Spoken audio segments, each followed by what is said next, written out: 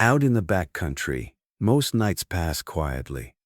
Routine checks, steady wind, the low hum of equipment. But every so often, something interrupts that pattern in a way that doesn't fit the landscape or the work. These are a few accounts that stayed with the people who experienced them long after their shifts ended. I was finishing my second season as a night duty ranger assistant at a small contact station on the north edge of Great Basin National Park. The kind of place that only stays staffed after dark during peak summer because of late arriving campers and occasional search and rescue calls. And by mid-17th, it was already thinning out, the evenings colder. The gravel lot usually empty by 9, so when I saw headlights crest the service road just after 11:30 p.m., I noticed it immediately, because nothing official was scheduled that late, and the logbook didn't list any overdue parties. I had the desk lamp on low, the radio idling with that faint, intermittent static you stop hearing after a while, and I stepped out onto the porch before the vehicle fully came into view, expecting maybe a lost tourist or someone needing directions to a campground. But the headlights cut off about 50 yards short of the station and just stayed there, engine still running, which isn't how people usually approach when they want help. So I waited, listening to the engine idle unevenly, like it had been driven hard for a while, and after maybe 30 seconds it shut off too, leaving the whole road in that flat, moonlit quiet you get out there where the mountains just absorb sound. I called out once, just a standard greeting, and got no response. So I grabbed the handheld flashlight from the hook inside the door and walked halfway down the path, not too far, just enough to get a better look, and that's when I realized the vehicle wasn't angled toward the station at all, but slightly off toward the maintenance gate, like it had been turning around, or maybe trying to stay out of direct view, and I could see now it was an older pickup, dark color, dust caked thick along the lower panels, no visible plates from where I stood. Which happens out there sometimes, but still puts you on alert. I called out again, louder, and this time I heard movement, not from the driver's side, but somewhere behind the truck, like someone stepping on loose gravel where the road edges off into scrub. And I shifted the flashlight beam that direction, catching just a brief shape, someone crouched low or maybe kneeling. But as soon as the light hit, the movement stopped completely. No voice, no explanation, just stillness. And that's the part that made me hesitate, because people who need help don't usually hide from the light. I backed up a few steps, not running, just creating space, and went back toward the station, keeping the beam trained on the vehicle. And when I reached the porch, I keyed the radio to check in with the main ranger station. But I got that familiar dead zone response we've been dealing with all week. Just a thin burst of static and nothing else. So I logged the time in the incident notebook on the counter. Something like unidentified vehicle stopped. Short of station, no contact. And I kept the porch light off so I could see out better. A few minutes passed, no movement, no door opening, nothing. And I started thinking maybe it was someone trying to sleep in their truck without being noticed, which happens more than you'd expect. But then the driver's door opened just enough for the interior dome light to flick on, and I saw there was no one in the seat, which didn't make sense because I hadn't seen anyone get out from that side. And the light shut off again almost immediately, like it had just been nudged, and that was when I decided not to approach again alone. So I stayed inside, locked the main door, and kept watching through the side window that faces the road. Around midnight, the wind shifted down from the ridge, carrying that colder air that slides under doors and rattles the loose edge of the mapboard out front, and with it came another sound. Soft, irregular tapping. Not on the door, but along the exterior wall near the storage room, like someone testing the siding or brushing against it, and I moved quietly down the short hallway to that side of the building. Turned off the interior light so I wouldn't silhouette myself, and waited, listening. And it happened again, 3 light taps, then a pause, then one more. Not a pattern I recognized, not animal movement either, too deliberate. And when I eased the side window open just a fraction to listen better, the sound stopped completely. replaced by that same stillness I'd noticed earlier near the truck. I didn't open the door, just stayed there, counting seconds, until eventually I heard gravel crunch again. Farther away this time, moving back toward the road, followed by the faint creak of the truck's suspension as someone got in, and a moment later the engine turned over, headlights stayed off, and the vehicle rolled slowly past the station instead of turning back the way it came, continuing down the restricted service road that leads toward a locked maintenance yard and then dead ends near an old trail spur. I noted the direction in the log and tried the radio again. Still nothing. So I ended up staying awake the rest of the shift, checking the perimeter every 20 minutes, listening for anything out of place, but nothing else happened that night. In the morning, when the day ranger came in, we drove out along that service road to see if the truck had gotten stuck or turned around somewhere. But there were no tire tracks past the first bend where the dust is usually thick enough to hold them clearly. Just the usual wind-smoothed surface, and one older set of tracks from a maintenance vehicle earlier that week. And when we got back to the station, I flipped through the previous pages of the incident log to show him what I'd written. And that's when I noticed there was already an entry from 3 nights earlier. Same handwriting style as mine, but not mine. Describing a vehicle stopping short. No contact. Movement behind truck. Except I hadn't worked that shift, and the initials at the bottom weren't assigned to anyone on our rotation. Which meant either someone had used the station off schedule, or the log had been filled in by someone who knew exactly how we documented things, down to the phrasing, and that part stayed with me more than the truck itself. I wasn't a ranger, not officially. I was a contract radio technician working a short-term assignment in the Bitterroot National Forest, sent out to troubleshoot a repeater chain that had been dropping signal along a remote fire access corridor. And because the main issue only showed up at night when temperature shifts affected the older equipment, I ended up staying alone at a seasonal lookout support cabin about 6 miles off the nearest maintained road, a place with a propane fridge, a narrow bunk, and a radio console that looked like it had been pieced together across 3 decades. The first evening was straightforward, just logging signal strength and adjusting game while the sun dropped behind the ridgeline. But sometime after 10 p.m., I started picking up something on the backup frequency. Not static, not interference exactly, but a low, uneven transmission that would fade in and out like someone keying a mic without speaking.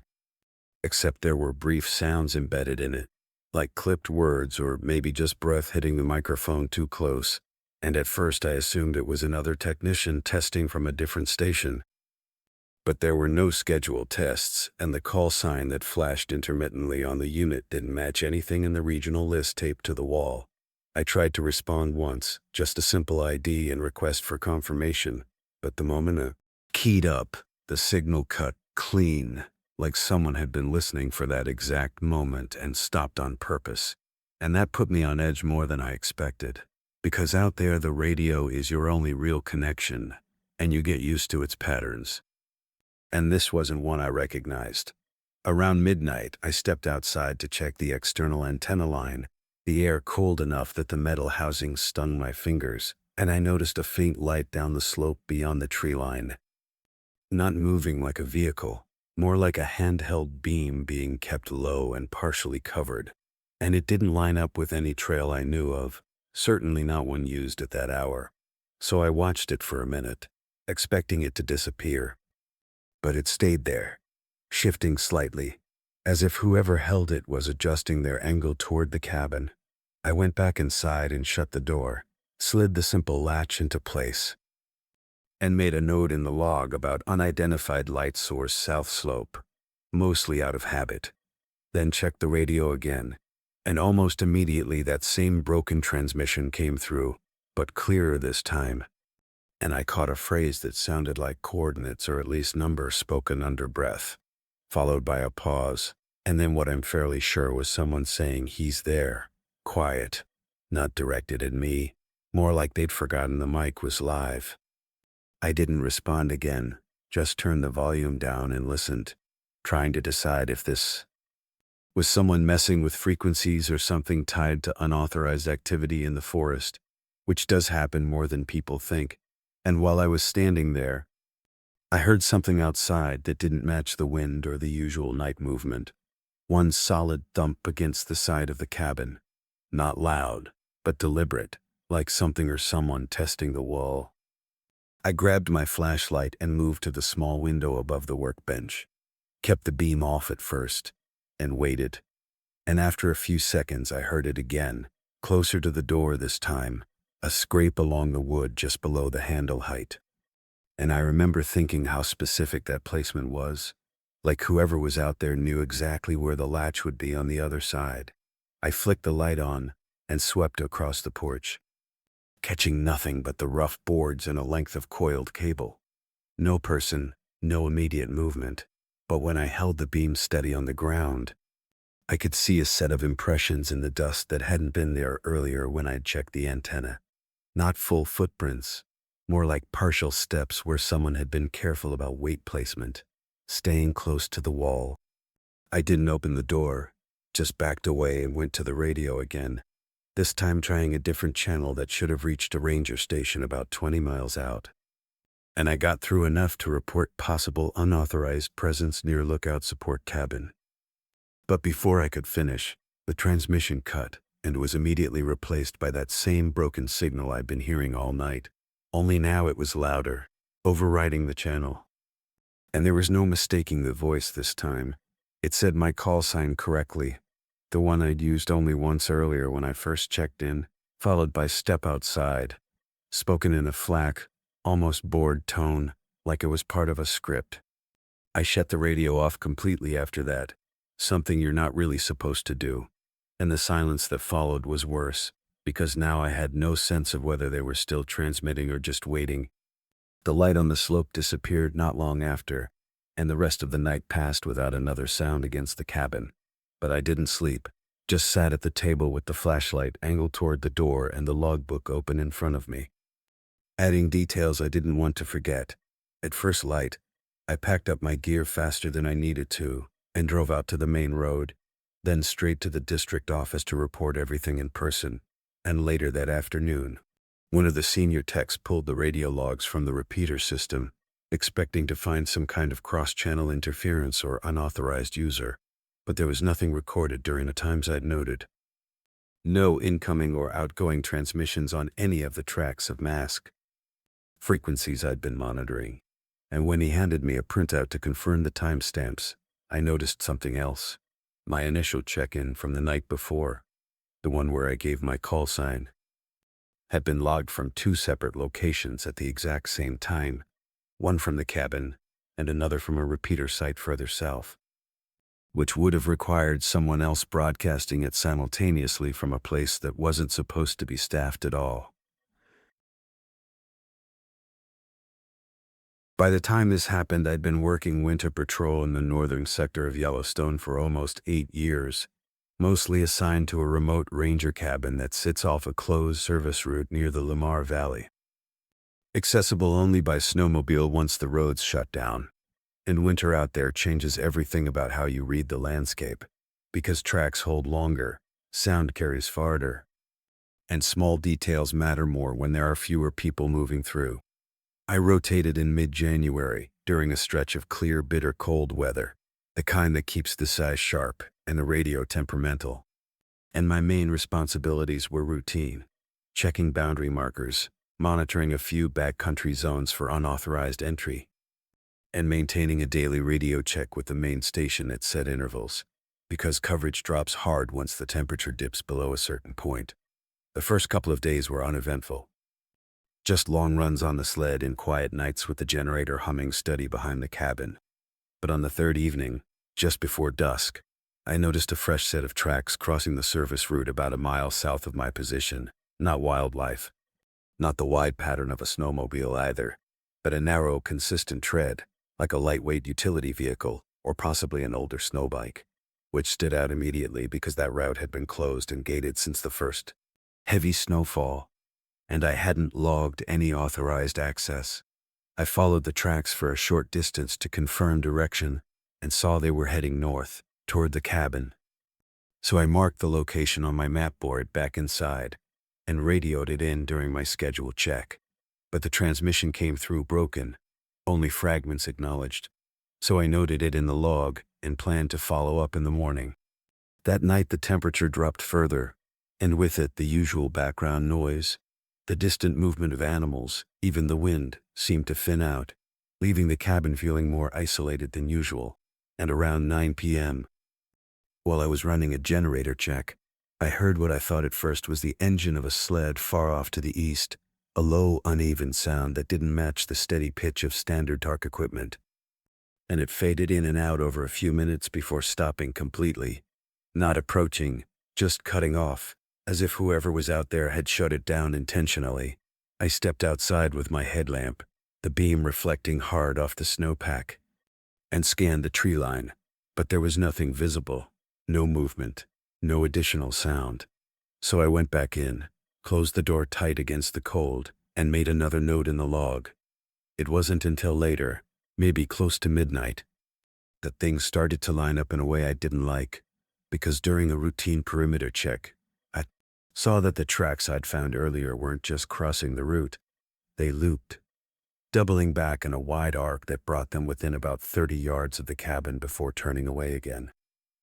And I was certain those closer impressions hadn't been there when I first checked, which meant someone had come through after dark, circled the cabin, and left without approaching directly.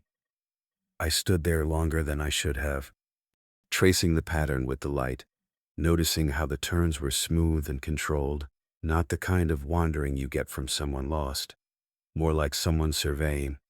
And when I followed the loop a bit farther, I found a spot where the tracks stopped briefly, compressed deeper into the snow as if the rider had paused and shifted weight. And from that point, there was a clear line of sight, straight to the cabin windows. I went back inside and secured the place properly, latched the door, checked the secondary lock, made sure the radio was set to scan even though I knew reception would be unreliable, and I kept the main light off so I could see out, relying on a small lantern near the table instead.